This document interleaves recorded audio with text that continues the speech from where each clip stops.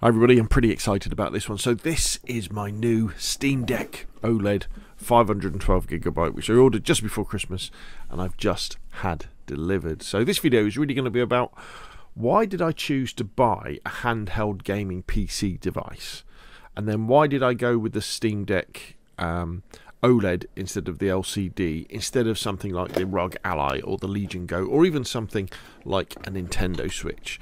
And first off, I guess, why buy a handheld gaming PC? Well, it's something that's been on my radar for the last few months. Undoubtedly, some of it is a little bit of FOMO, fear of missing out.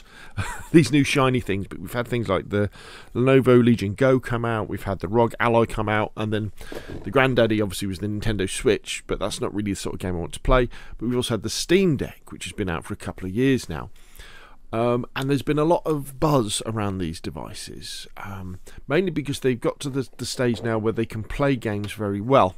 And with the Steam Deck as well, it's just had the OLED update. Though there's been a lot of talk, a lot of videos that I've been watching, I've been thinking, is this something I wouldn't mind having a go at? Because the last handheld device I had, apart from my phone to play video games on, was probably the original Game Boy, many years ago. But I was kind of thinking, how can I justify this? And a big part of it is because I really want a device that I can just have fun and play games on without worrying about making content. Because sometimes what happens is when I fire up my my gaming PC, which is a nice Lenovo Legion with a RTX 3070 card in, or my Xbox Series S, which is very nice, or even my PlayStation 4 when I want to play DayZ on the DayZ PlayStation servers. Often I'm thinking in terms of content, right? Okay, so I'm going to have a game, but what content can I make out of this session? Not always about the fun and the relaxation of playing video games. And I thought, wait a minute, if I've got a little handheld, I can just pick that up, turn it on, have a bit of a play, and enjoy video games for what they are, as being a video game and not an opportunity to make content. However, obviously, being who I am and with the channel that I have, a new device would give me opportunities to make content about hardware and the technicalities and the reviews and the unboxings and all that sort of stuff, the tutorials. And the other thing that appeals to me about that is that although I love making tutorials about DayZ and PUBG and Arma and all this sort of stuff, undoubtedly, when you keep doing the same things, you can get a little bit burnt out on them. So it's nice to make content about something else. That's why on my channel, you'll see me do videos about lots of different games that you think, Rob, your best games of the day, your best videos are the DayZ ones. Why do you go off and make a video about Hogwarts Legacy? And that's because it brings me back to DayZ much fresher after I've worked on something else, and I enjoy doing that as well. So you've got the fact that I could play some of these other games, and a big thing as well is the fact that I have a pretty massive library of Epic games on the Epic Store. And if you don't know about the Epic Store, they give away games all the time. At Christmas they give away one every day, and throughout the year they give away one every week. And I have got a massive collection, including things like Grand Theft Auto, they didn't give away Battlefield, BioShocks, Blair Witch, plenty of AAA and lots of AA games as well that I've got for free. The Control I got for free as well. There's another one there. Dead Island 2 I did buy. Death Stranding I got that for free. Games that I don't bother installing on my gaming PC because they take up too much room, because I'm paranoid about leaving space. And it's a shame, and I want to work on this back catalogue. So that's kind of the reasons for getting a gaming PC, to have games to relax with, and also to have the opportunity to make a little bit of content about it as well. So why the Steam Deck in particular, and not the Legion Go or the ROG Ally or even the Nintendo Switch? Although you can put the Nintendo Switch to one side, really, because it doesn't play the games that I want. I want to play PC games or Xbox games or PlayStation games, that sort of thing. I'm not really into Mario anymore and platform games and things like that. And and the headline has to be price. The Steam Deck is the cheapest option. And originally, and I'll talk about this in a minute, I was going to buy the LCD version of the Steam Deck, which you can still get, which is a bargain at about 350 quid.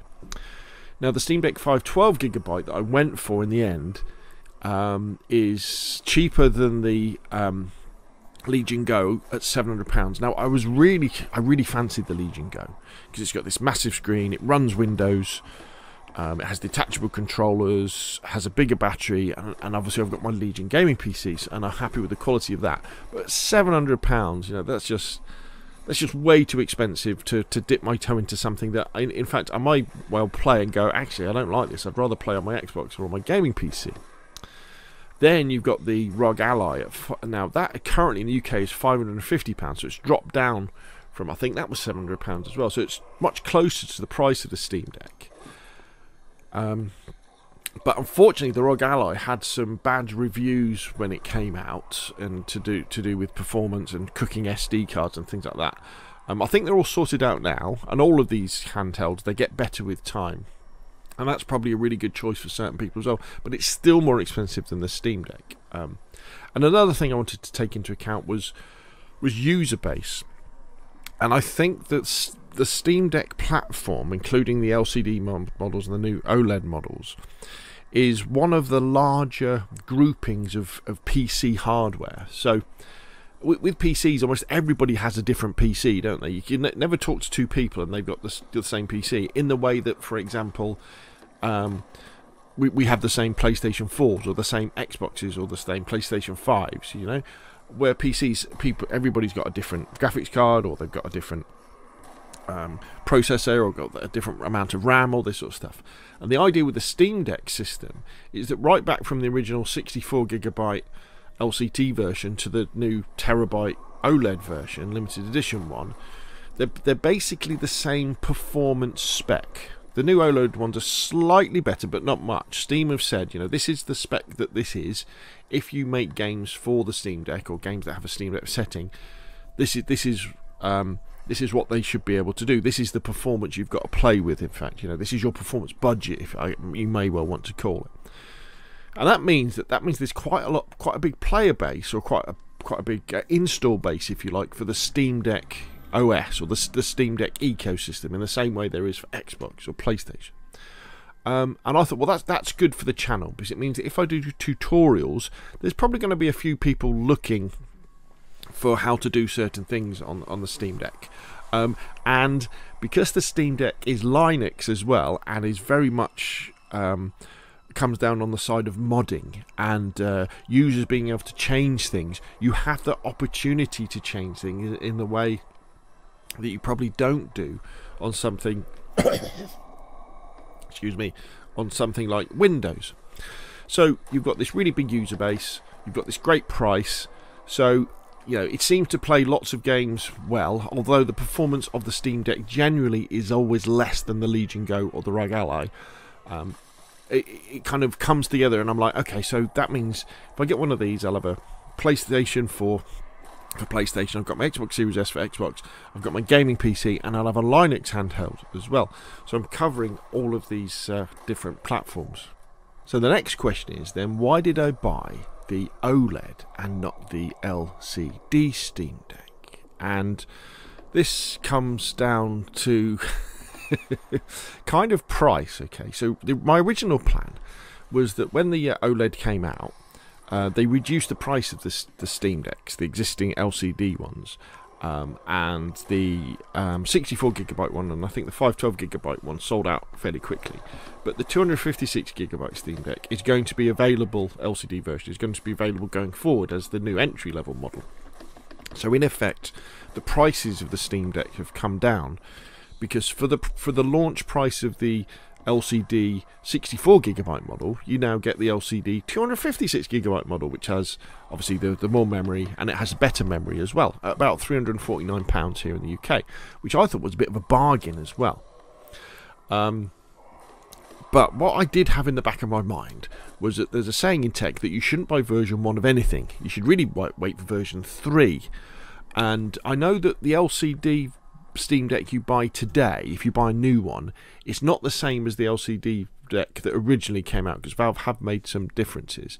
But the OLED Steam Deck has many changes in it. You know, you've got the bigger battery, you've got the different screen. Obviously, you get more memory for your price, but there's been lots of different changes as well to things like the thumbsticks and the fans and all this sort of stuff. So that was in the back of my mind. But at 350 quid, I thought, that's a great way to get my toe into handheld gaming. And if I don't like it, it's not the end of the world. I mean, 350 quid, it's still a lot of money, but it's better than the price of the Steam Deck OLED 512, which is 480, which is a lot more expensive. So I waited until the Steam's Christmas, Steam New Year sale, their winter sale. I think it was on about the 27th of December, and I was like, okay, let's see if these go down in price. Because maybe the LCD will go down in price, or even the OLEDs will go down in price. A bit naive, I know, because the OLEDs only just come out and they're selling very well, and what's the likelihood of that? Very, very low indeed. So anyway, they didn't go down in price. So I thought, okay, well, let's pull the trigger on an LCD, let's get it on its way, and then I can start playing with it and making content with it in the new year. And then I went to buy it, and I tend to buy most things through PayPal. So I went to PayPal, and PayPal went, oh, if you want to, you don't have to pay for it all now. You can pay for it in 0% interest chunks over the next 3 months. And I thought, oh, wait a minute. If I'm doing that price difference between the LCD version and the OLED version isn't quite as much, is it? Because it's doing it over 3 months. So I made the decision to, instead of going for the LCD, I would go for the new OLED version, the 512GB version, and did that fairly quickly. I went dunk and put the order in. So I still think the LCD is probably a great option for lots of people if you just dipping your toe into this and you're not sure about it. Because if you go back and watch all of the Steam Deck reviews and guides over the last year before the OLED came out, loads of people, they're all saying, oh, this is brilliant, this is an amazing device. They do sometimes mention two things: the fact that they wish the screen could be a little bit better, but it's okay, and they wish it could be a bit quieter because of the noisy fan, but it's not too bad. They still all love it though. And what's happened now is with the release of the OLED, all those same people are now going, oh my god, it's perfect now. It really is good for the price. And undoubtedly, one of the reasons why the Steam Deck is cheaper than the Legion Go and the ROG Ally is the same reason why the Nintendo Switch is cheaper, is because Valve will not be making much money at all, profit from the Steam Deck, because they know they make the profit from the Steam the Steam store, because they get a cut. What is about 30% of every single game that gets sold on the Steam store. So by getting more Steam Decks out there, the idea is they're getting more people playing PC games, and they're going to probably buy those PC games from the Steam store, so they're going to be making money that way, in the same way that Nintendo know that you've got to get the games off Nintendo. It's not like you can go to the Xbox store and buy a Nintendo game, or you can't go to Steam and buy a Nintendo game, and that way. So there we go. So that's why I went for the OLED Steam Deck as a device to sort of relax and play video games, but as an opportunity as well in order to make content, because there's going to be lots of hurdles going forward for me to play the games that I play the most, like PUBG, like DayZ, like Arma. They don't run straight off. There's going to be a lot of other work to do, but I'll also be I think I'll be having a lot of fun playing games like Sniper Elite and Zombie Army and those ones, because they'll run straight away. I've ordered my screen protector. I've got my dock. I've already formatted an external SSD for Windows, although Windows isn't ready for the Steam Deck OLED drivers aren't ready for Windows yet. And I'm kind of really looking forward to the sort of content I can make about this thing. I mean, I might end up being horrendously disappointed and go, I've wasted this money on this device. I'd much rather play on my gaming PC or my Xbox or my PlayStation. But I don't know, let's see where we go. So I know lots of other people have got Steam Decks out there, so if you've got any advice, please put comments down below.